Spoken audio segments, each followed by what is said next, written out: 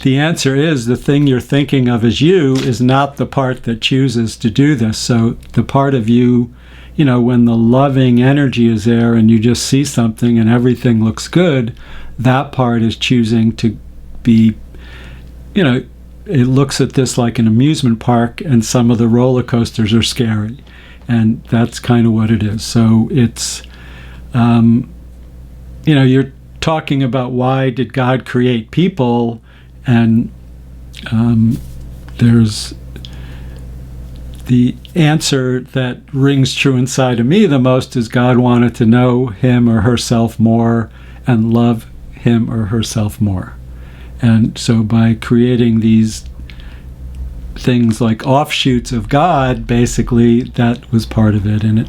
But it is kind of like a puzzle and a game, and sometimes I can connect to that, and it's set up so I can see that with people I'm working with all the time, but I can't always see it with myself, and it's set up to do it that way. And one of the great experiences I had in my life is the person who I consider the greatest spiritual master I ever met. He was getting kind of old, so his assistant or whatever was giving a lecture, and I asked a question about this, and from the back of the room, this person who I admired probably more than anyone ever in this lifetime said, "Join the club."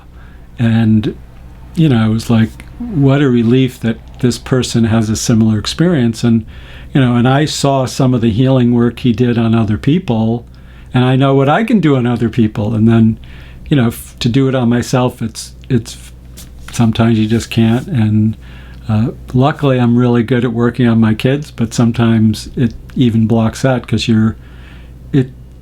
we've set it up so we're having these experiences to learn things. But it's not learning like we would know in our mind.